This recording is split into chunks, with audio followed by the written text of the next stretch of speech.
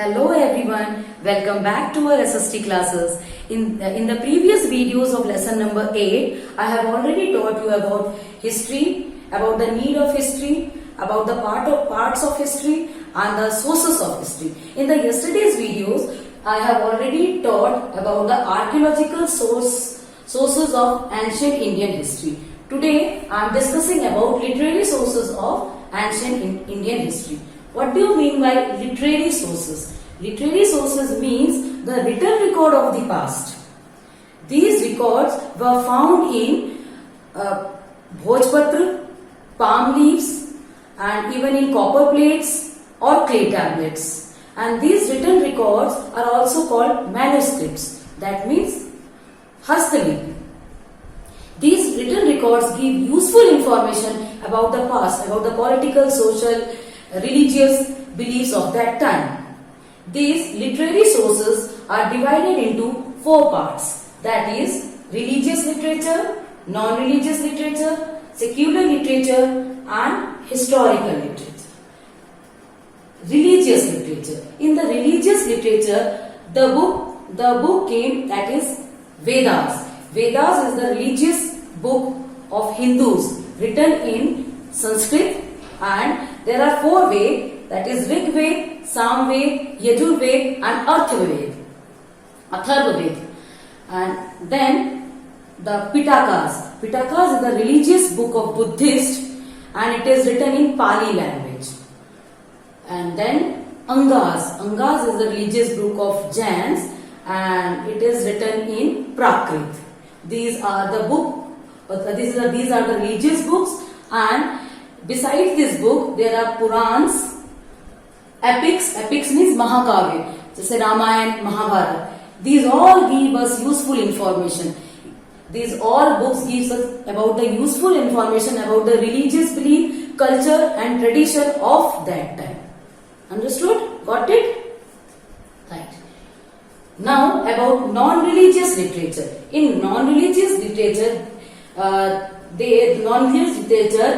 they are prose, plays, poetry and grammar.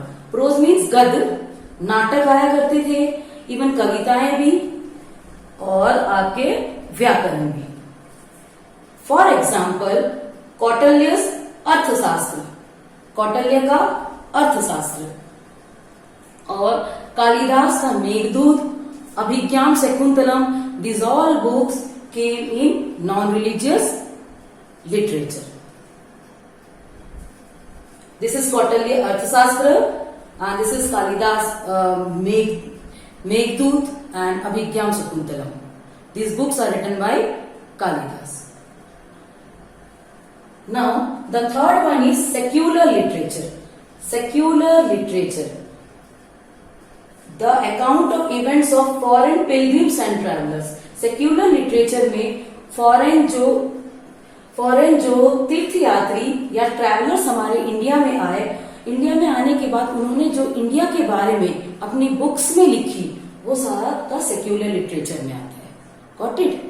जैसे foreign travellers आए, icing, Hiuen Tsang, फायान, वो India में आए और वहां जाके उन्होंने अपनी बुक में इंडिया के बारे में लिखा.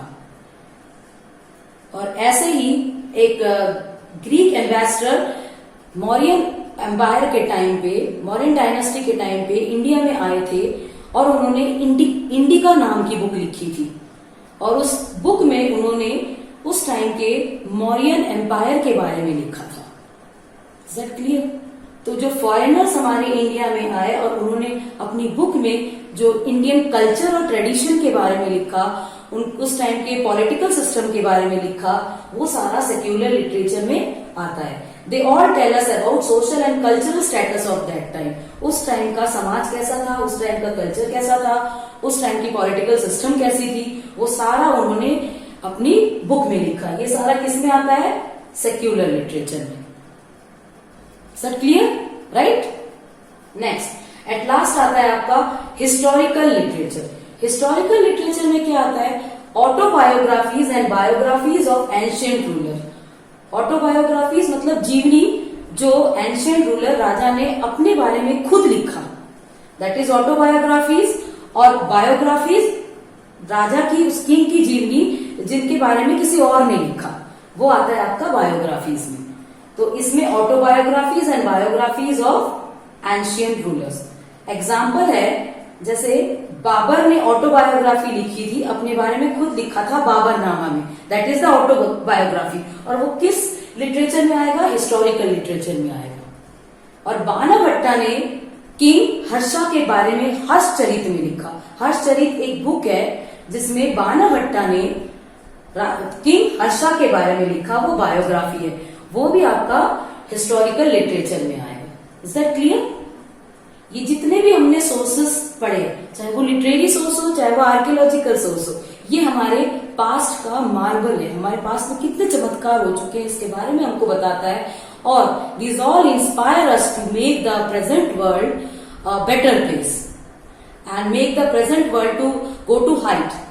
ये हमारे जो प्रेजेंट वर्ल्ड में और ऊंचाई तक जाने के लिए these all inspire us, ये हमको इंस्पायर करती है कि हम इससे भी और अच्छा करें। Now your lesson 8 has been completed. If you have any queries about lesson 8, you can ask me. Thank you. Take care of yourself and your family members.